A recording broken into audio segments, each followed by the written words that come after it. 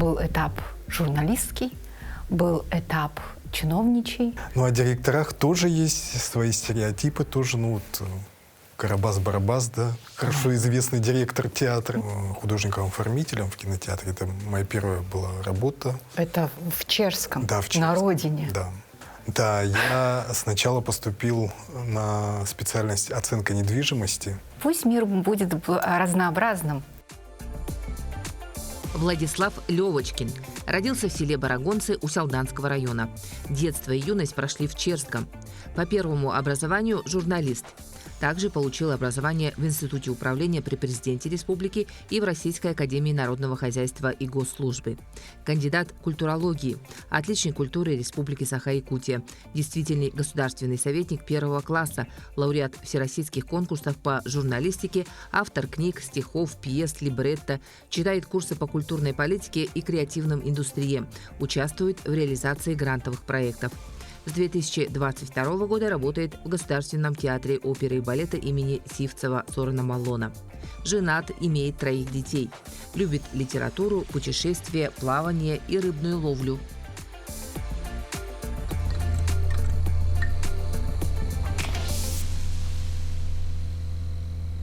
Владислав, я очень рада видеть. Учитывая то, как давно мы знакомы, и мы познакомились немножко в другой роли, да? Да, вы у меня противоположной. брали интервью, я давала, а потом один раз было такое, что я брала интервью. Да. Для тележурнала «Родительский», по-моему, это был такой семейный портрет. Поэтому вот сейчас вот особенно интересно будет вернуться к разговору. Конечно, с того места, на котором остановились, не получится. Тем более, что какой-то такой новый этап в вашей жизни, совсем другой. То есть если вот грубо поделить, да, то был этап журналистский, был этап чиновничий, да, государственная служба, и теперь этап директорства большого творческого коллектива. Какой из этих этапов сложнее? Когда работал в журналистике, мне тоже казалось, что это сложно, ответственно. И часто у журналистов тоже бывает, скажем так, отрицательное такое мнение какое-то общественное о профессии журналиста. О профессии, да? Да, о профессии. Точно так же, как о чиновниках, как я потом узнал, оказывается. Так, а о директорах театров? О директорах тоже есть свои стереотипы, тоже, Карабас-Барабас, да, хорошо известный директор театра. Всем.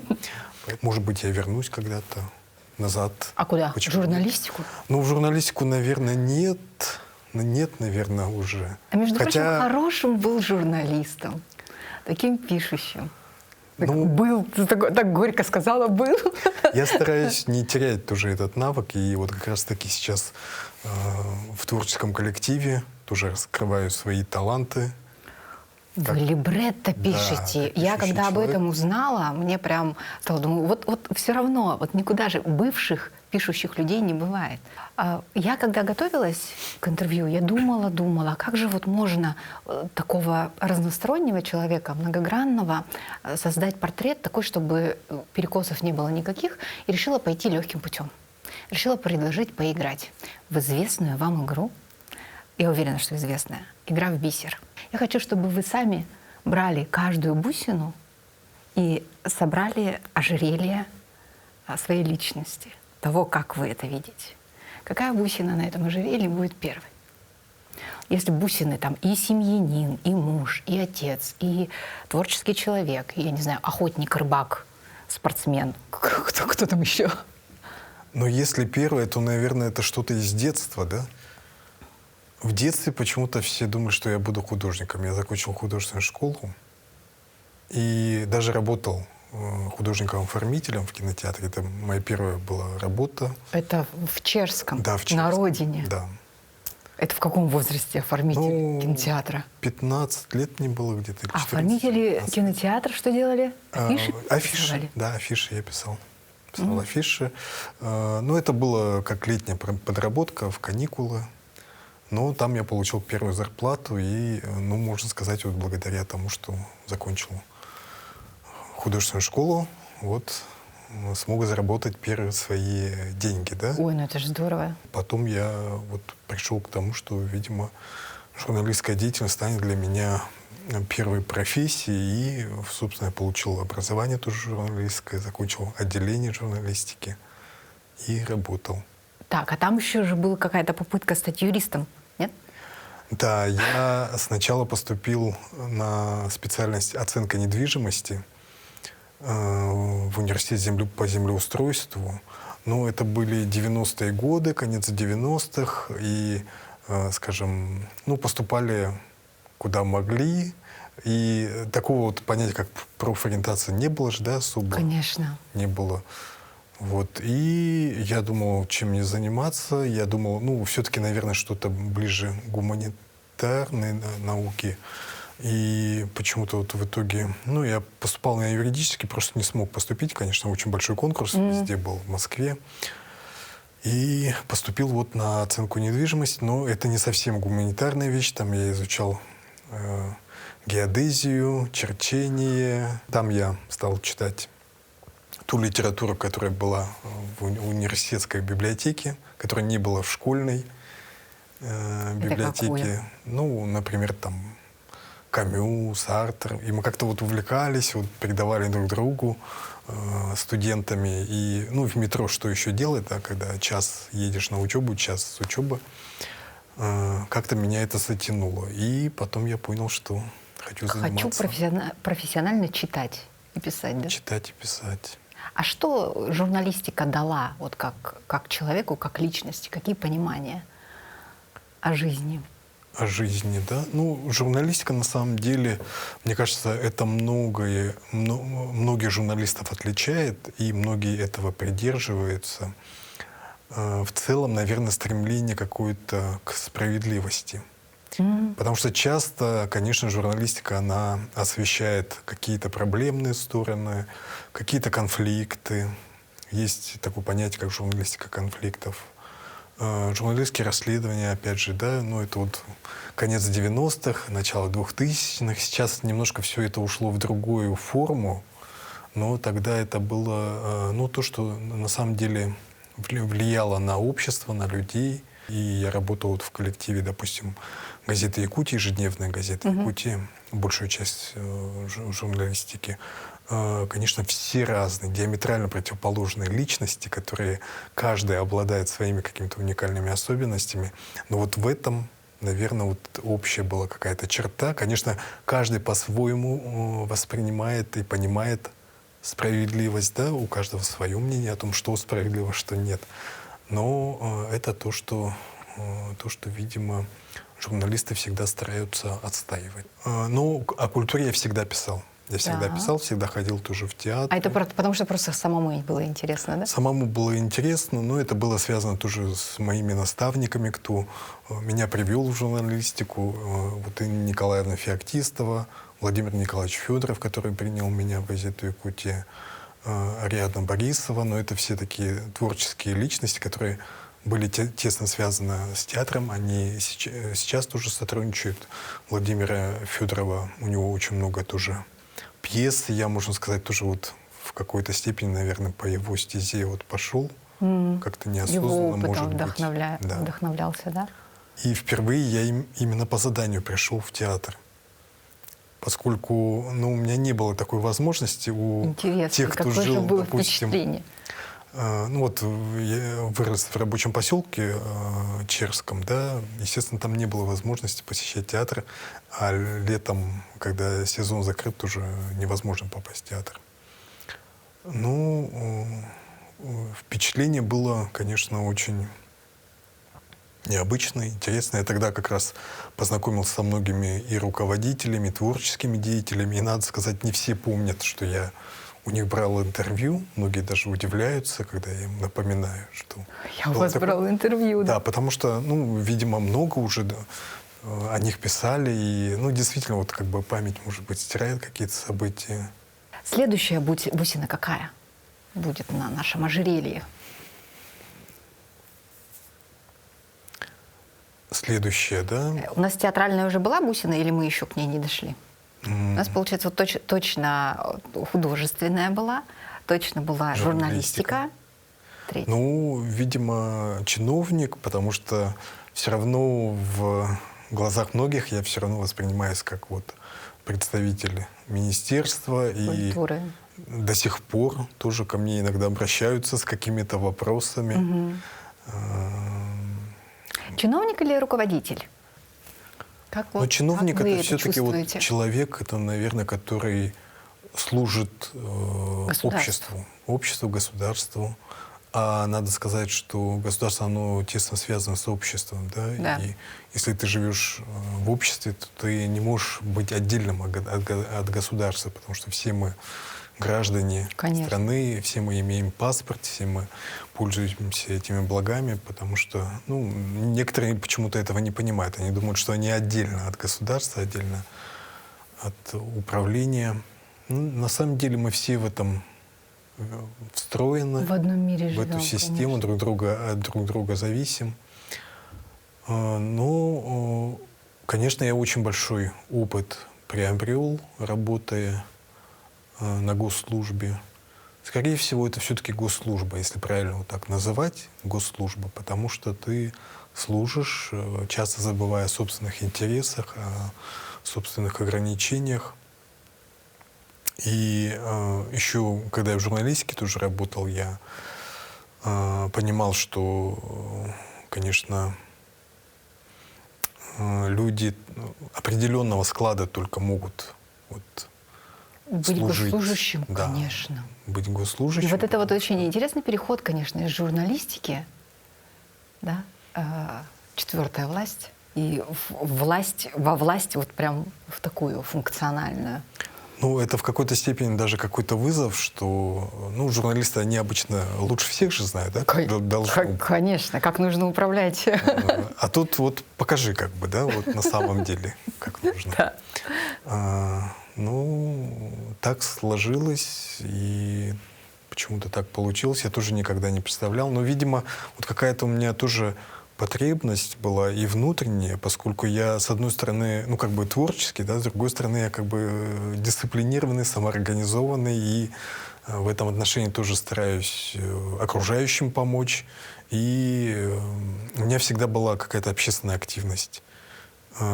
И когда я, допустим, в газете «Якутия» работал, там обычно, на самом деле, все руководители, они смотрят, допустим, на кого они могут опираться из общественных профсоюзных лидеров. И вот у меня тоже такая была профсоюзная деятельность активная. У нас еще было объединение «Клуб молодых журналистов», в котором мы привлекали молодежь и занимались, делали форумы, выезжали. Это вот Прокопий Бубякин, у нас такая команда была из разных тоже государственных, в основном, средств массовой информации, но к нам присоединились тоже потом из частных тоже ребята. И мы до сих пор поддерживаем контакты. И, видимо, вот это вот было, скажем, востребовано в тот момент. Поэтому меня пригласили. Ну и потом тогда же игра «Министр» проводилась, да, был такой курс на обновление кадров, на омоложение кадров. На омоложение, да, государственных структур. Да, я тоже принял участие как журналист в этой игре, и Министерство молодежи как раз-таки пошло навстречу, оно ввело такую позицию, как пресс-секретарь команды. Да, со второй игры это началось. Сразу пригодился. Да, это мы предложили, и вот так получилось, что я тоже там по итогам этой игры был отмечен. И в дальнейшем тоже мне вообще всегда нравились такие образовательные процессы, потому что они очень хорошую встряску дают. Любой, наверное, руководитель, он должен всегда оставаться прежде всего человечным. Есть очень хорошее же выражение, да, у Конфуция о том, что самое главное добродетель правителя — это человечность. И мои наставники в управлении, в политике тоже как раз-таки мне очень повезло, что работал с такими людьми. Конечно же, все мои министры, с кем я работал, с 3 министрами, это Андрей Исаевич Борисов, Владимир Иванович Тихонов, Юрий Степанович Куприянов и заместители министров, которые со мной вместе работали, которые меня тоже очень многому научили. Туяра Игна Пестрякова, Михаил Михайлович Донской. Ну вот наши такие вот руководители, у которых я учился. И на самом деле очень много хороших людей. В управлении, в политике очень много хороших людей. Может быть, не всех их знает даже общественность, не обо всех их, Они скажем, не все публичные, да. решениях и вот том вкладе, который они внесли, известно людям, общественности, но они есть. Это да, это такой большой пласт получается. Следующая бусина какая? Следующая бусина, ну, самая главная бусина, которая сейчас для меня, наверное, это управление вот таким большим сложным коллективом, как театр, опера и балета. Самый большой, самый крупный коллектив профессионального искусства, академического искусства и, надо сказать, самого сложного для восприятия вида искусства. Абсолютно согласна. Музыкальный театр это правда сложно, особенно в наше время. Вот как современность отражается на театре? Вот как человек, который этим занимается. Мы скажите, конкурируем, пожалуйста. мы вынуждены конкурировать. Надо сказать, что раньше люди шли в театр, в том числе театр оперы и балет, для того, чтобы испытать настоящие эмоции, то, чего они не видят в своей жизни. Какие-то страсти душераздирающие просто, да? Поплакать, пострадать, помучиться, ощутить катарсис. А сейчас очень много индустрии развлечений, да? заменителей, которые суррогатные, конечно, это все Но быстро зато очень происходит, просто. очень примитивно, в одно ухо вошло, в другое вышло. Но вот наша задача прививать хороший вкус публике, воспитывать и погружать в мир музыки. Это же целый мир.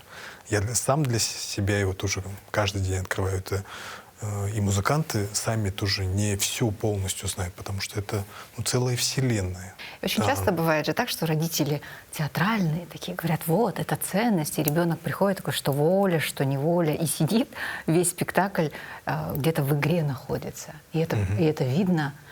Вот как к этому относиться? Как вообще? Но это тоже наша воспитывать? задача. Наша задача вот схватить этого ребенка и вот за руку Не тащить выпускать. его, не выпускать на протяжении всего его развития. То есть это самый трудный подростковый возраст, когда дети, они как бы психологически настроены так, чтобы противоречить взрослым, да, то есть отменять все, что было предыдущими эпохами наработано. Разные способы используем и стараемся, чтобы и молодежная аудитория не отвлекалась на наших спектаклях. Я думаю, что в принципе нам сейчас это удается. У нас очень творческая, очень интересная команда. Вот у вас Екатерина была, да, Татьяна Савинова, также наш главный режиссер, наш художественный руководитель Павел Андреевич Васьковский и вообще все, кто задействованы в создании спектакля, они не упускают из фокуса то, что нужно всегда это делать очень интересно, очень ярко, очень эффектно. Ну, у вас действительно там уже не 3D, у вас, по-моему, 5D пространство. Вот я была в последний раз Иоланта. Там работает же все. Плюс еще сурдоперевод здесь же, то есть для людей с ограниченными возможностями. Это прям браво-браво. Спасибо большое всему коллективу за то, что вы это делаете. Мы даже не успеваем обо всем рассказать, все, что у нас происходит, потому что мы стараемся освещать, но невозможно просто, невозможно все рассказать. Очень интересный проект, действительно. И стараемся инклюзивные такие вещи внедрять. Работаем с обществом слепых, обществом глухих, для того, чтобы открыть новые какие-то возможности и доступа для тех людей, кому недоступно увидеть всю полноту наших произведений. Это очень здорово. И хочется все-таки немножко навязать одну бусину, а это просто из контекста выходит. Если мы говорим про детей, про то, как их воспитывать, как прививать вкус, как конкурировать с гаджетами, с этим огромным миром, который в онлайне у детей. И вы отец, многодетный отец, 3 детей. Ваши дети театр любят? Любят. Насколько они вовлечены и как у вас так получилось? Просто такой родительский, личный совет. Я не знаю, как так получилось, но мы старались водить тоже. Но получилось так, что у нас все дети, они тоже со свои имеют творческие таланты. Я не знаю, как вот дальше у них сложится, насколько близко будет к их профессии. Ну, старший сын, например, играет у нас на гитаре. У него электрогитара есть своя. Я не понимаю, как можно играть на музыкальных инструментах. Потому что, ну, изобразительное искусство и текст — это то, чем я владею, да. А вот музыкальные инструменты я просто Это очень не абстрактно, понимаю. да? Это очень, не знаю, я бы очень большое усилие бы над собой делал бы, я бы не смог бы, наверное, выразить вот. Ну, потому что музыка — это же то, чего не существует в материальном мире.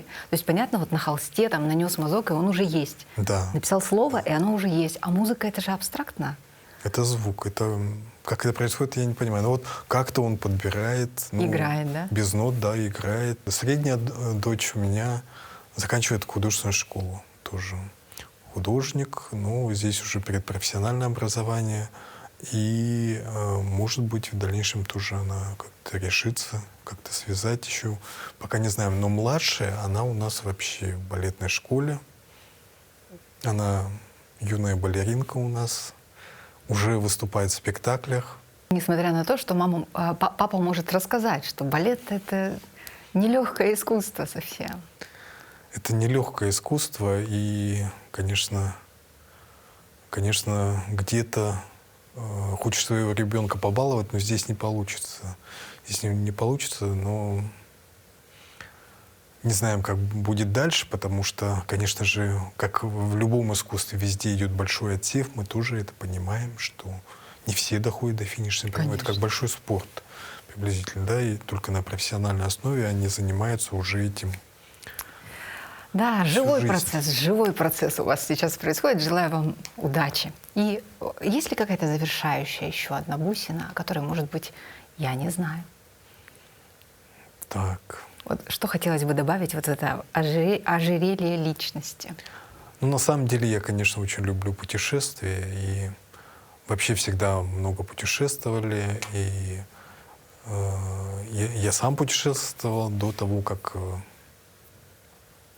обзавелся семьей, и как журналист, кстати, я объехал всю республику, я не был только в Вено-Батантайском районе. Да. Да, я в каждом районе был, во многих не единожды.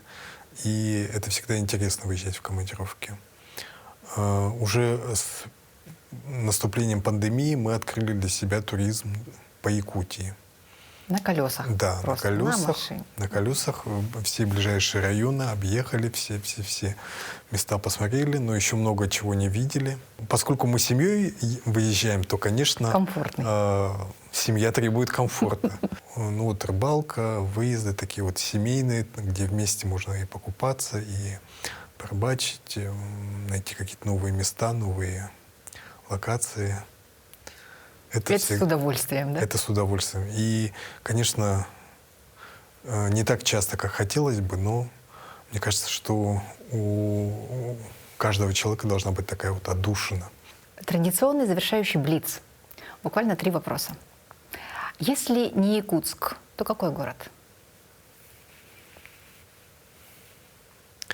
Мне кажется, в России все-таки, потому что, ну, и менталитет, и, ну, собственно, моя работа, то, что связано с текстом, я, ну, в другой жизни, видимо, да, только смогу в другой стране это как-то освоить. Поэтому я думаю, наверное, в России, где-то в национальном каком-то субъекте. Может быть, Татарстан или Бурятия. Хорошо. Любимое время года? Весна. Весна? Весна. Почему? Ну, потому что это рождение нового цикла. Я сам родился весной. У меня сегодня день рождения, кстати. С днем рождения! Да, спасибо. С днем рождения, счастья, здоровья, благополучия, всего-всего. Совпало. Как здорово! Да. Здорово. Так. Поэтому, ну и весна всегда пора, вот, скажем, когда природа оживает, когда жизнь оживает, люди оживают, расцветает, все. Это замечательно. Развитие надежды, да? Угу. И если бы эта фраза принадлежала вам, то как бы вы ее закончили? Важнейшим из искусств для нас является... Ленин сказал, что это кино Ты ж, и да, цирк. что это кино и и цирк. Да. А так, конечно, наверное, все-таки музыка царица искусств. Потому что она, ну, для меня недоступна, да, во-первых. А во-вторых, конечно, как вот математика царица наук, так и музыка, мне кажется, это какая-то другая совершенно категория, действительно, воздействия на человека, которую невозможно механически просчитать.